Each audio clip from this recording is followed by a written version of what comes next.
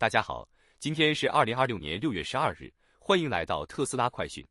本文将重新审视近期市场上流传的一个热门观点，即特斯拉年底目标价可达$580，其核心逻辑与 SpaceX 上市及合并预期密切相关。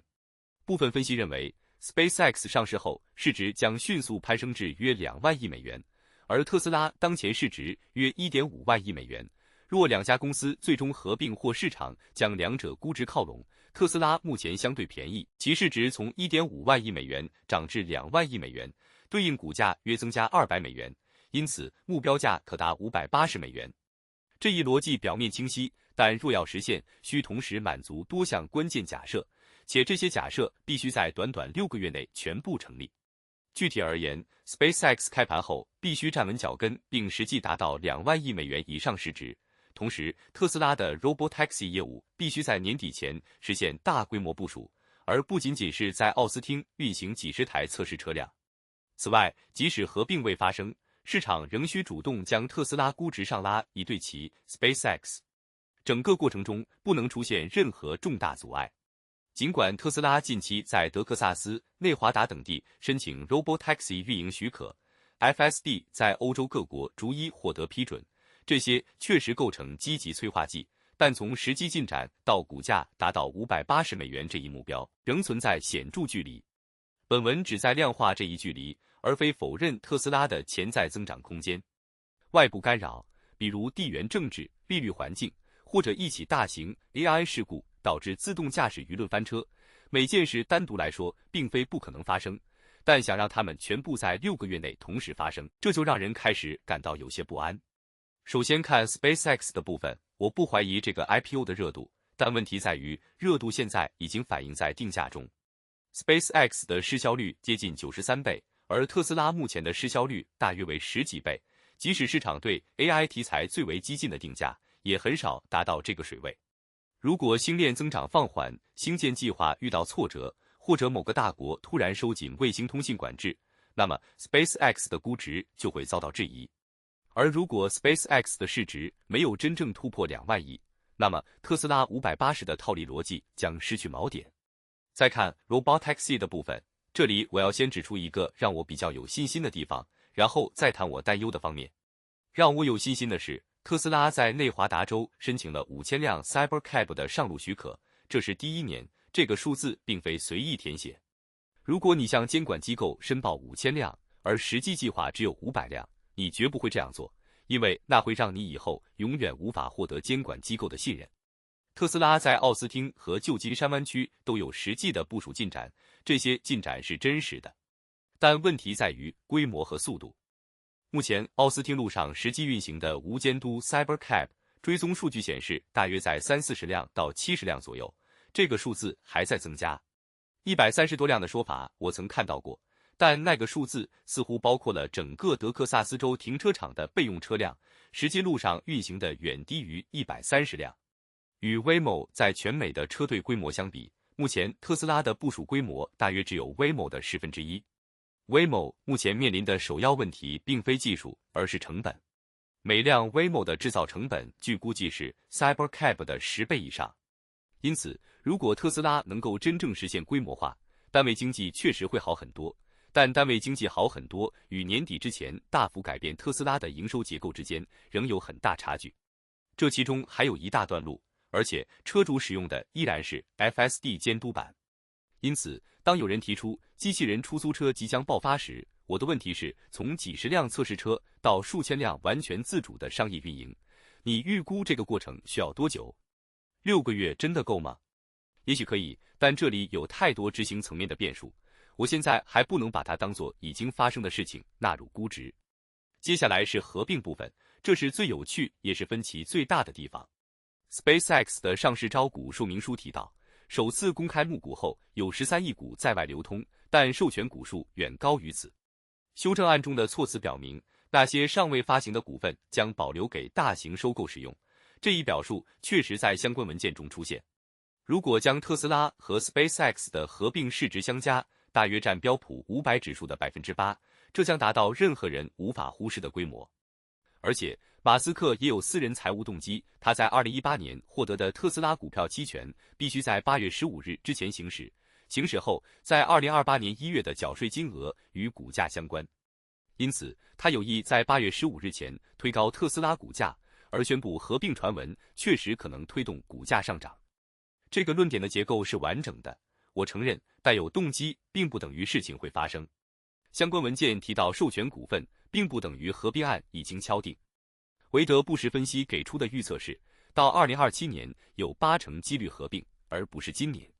预测市场给出的合并概率在12%到50%之间，这一范围本身就表明没有人知道确切的时间表。更现实的问题是，股东投票特斯拉的机构股东中有很多传统型大机构，他们对马斯克取得压倒性表决权的结构非常敏感。如果合并后马斯克获得69%的投票权，那么先锋、贝莱德这类机构如何履行对客户的受托责任？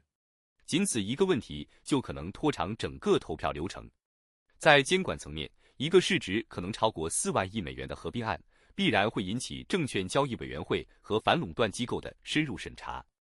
即便当前政治环境对马斯克较为友好，也无人能保证整个过程会顺利推进。整个审查流程可以在6个月之内走完，因此合并可能有，也可能没有，或者宣布后1年才能实际完成。现在将合并在今年底发生，作为买入特斯拉的核心理由，还是存在一定风险。另外值得关注的是， SpaceX 首次公开募股上市之前，特斯拉股价从420美元附近下跌至380美元，下跌了40美元。原因很清楚，市场在卖出特斯拉换取现金去抢购 SpaceX 的配额。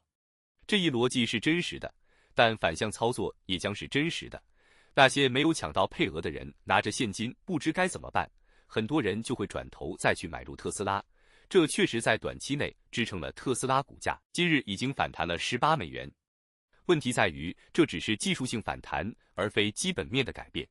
我们关注的焦点应该是 Robotaxi 的实际车队规模，不是申请了多少许可，而是真正在路上运行并接商业订单的车辆数量。当这个数字从几十辆跨越到1000辆，再跨越到1万辆，那才是特斯拉估值重新定价的时刻。而这个过程不一定在6个月内发生，但如果发生了，580美元甚至更高都不是不可能。我们关注的还有全自动驾驶订阅收入。特斯拉目前营收主要来自卖车，如果2季度财报显示软件收入开始占据明显比例，那才是真正的商业模式转型在发生。至于2家公司的合并，并非没有可能，但建议投资者在买入特斯拉时，最好不要将合并作为计划中的主要前提。回顾过去几年，特斯拉的股东确实经历了精神上的考验。2022年股价跌至100美元出头时，每个人都在说特斯拉要完蛋，马斯克在推特上烧钱，全自动驾驶永远不会到来。而今天股价在400美元以上，全自动驾驶真的在上路， Robotaxi 也真的在运行， SpaceX 也真的上市了。这些事都发生了，我们可以理解投资者等了这么久，好事终于开始兑现，自然愿意相信接下来会更快也更猛。但正是因为这种情绪，更需要保持理性判断。我愈发觉得，在这个时间点，必须把条件拆开来看。我不是在泼冷水，而是想让你清楚自己押注的是什么。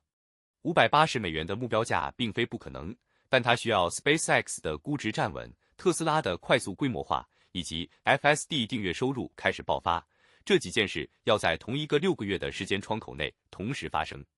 如果你认为这些都能到位，那你的投资逻辑是完整的，我也不打算说你错。但如果你仅仅因为周围所有人都在说跟着马斯克准没错就盲目跟进去，那我希望你今天至少要想清楚，你相信的究竟是哪几件事。接下来是更多最新消息。第二部分是关于特斯拉生产经营方面的消息。特斯拉正式宣布，真智能召唤已经开始向 Cybertruck 推送， FSD V14.3.4 也通过最新更新正在推送。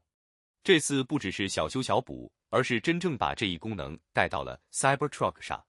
许多 Cybertruck 车主早已在等待此项功能。这倒不是特斯拉偷懒，也并非单纯因为车身尺寸太大难以实现那么简单。Cybertruck 采用的是线控转向系统加上后轮转向，车身又长又重，转弯的惯性完全不同。以前为 Model 3和 Y 训练的神经网络直接搬过来很难完全适用。这就好比你拿给小狗穿的衣服硬要套在一头大丹犬身上，怎么动都会不对劲。因此，特斯拉的工程师必须从头重新训练模型。虽然让车主等了2年多，但现在拿到的是一个真正进化的版本，而不是一个会让你后悔的过渡品。这就是马斯克的一贯作风，宁可让你等，也不给你半成品。另一个同样值得注意的进展是，阿克贝斯特这家北美大型零蛋货运公司宣布，通过旗下公司购买了2辆特斯拉的 Semi。这并非第一次有车队表态，但每一次真金白银的下单都代表市场又多了一份信任。他们是在看过真实数据，听过司机实际操作意见之后，才决定将电动车纳入车队。针对柴油车队进行长期对比，核心考察指标包括运营成本、可靠性、安全性以及司机满意度。有人指出 ，Summit 的订单规模仍然很小，量产也刚刚起步。但反观这些成功案例，正在一点一滴积累公众对于 Summit 的信任，而信任才是实现规模化的真正前提。最后，老马提到，彼得永远是那么乐观，真的很酷。他指的彼特是美国著名未来学家和企业家彼得·戴曼迪斯。彼得说，人们问他如何一直保持乐观，诚实的答案是，他看的是数据，而非头条新闻。马斯克以此表达对数据驱动乐观主义的认同，也间接呼应了他自己的公司使命，即用工程和科技积极塑造更好的未来，而非陷入悲观。感谢您的收看。如果您觉得今天的内容有价值，请务必点击订阅按钮。您的每一个订阅对我来说都非常重要，也是我持续带来高质量资讯的最大动力。我们下期